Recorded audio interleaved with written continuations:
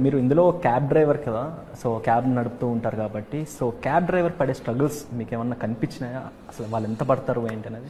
Cab drivers, lorry drivers, auto drivers, వీళ్ళందరిది కూడా for example ఒక చిన్న ఉద్యోగ గుమస్తా ఉన్నాడు అనుకోండి, గ్యారంటీగా అతనికి ఈ నెల నాకు 15,000 వస్తుంది అనే నమ్మకం ఉంటుందండి. వీళ్ళకి ఆ నమ్మకం ఉండదు, టైమింగ్ ఉండదు. రెండోది, ప్యాసింజర్ ఎక్కేవాళ్ళు ఎలా ఉంటారనే గ్యారంటీ లేదు. గొంతు నెలని తీసుకెళ్ళిపోయేవాళ్ళు కూడా ఉంటారు. వీళ్ళు ఎక్కడ భోంచేస్తారో తెలియదు, ఎప్పుడు తిరిగి వస్తారో తెలియదు. దీని మధ్యలో ఆ ఫ్యామిలీ ఒకటి వెయిట్ చేస్తుంటుంది ఇంట్లో. ఆ ఫ్యామిలీలో ఇప్పుడు ఒక కోటీశ్వరుడికి ఎంత ఎమోషన్ ఉంటుందో, ఆ క్యాబ్ డ్రైవర్ కూడా అంత ఎమోషన్ ఉంటుంది. నా కూతురు, నా కొడుకు, నా పెళ్ళం.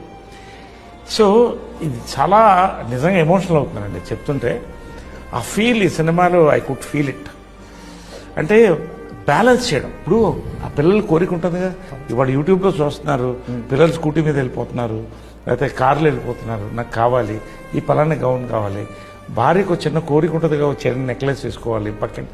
సో ఇవన్నీ కూడా ఈ సెగ్మెంట్ ఆఫ్ పీపుల్కి ఇట్స్ వెరీ బిగ్ బర్డన్ అండి. వాళ్ళు హై ప్రెషర్లోనే ఉంటారు వాళ్ళు.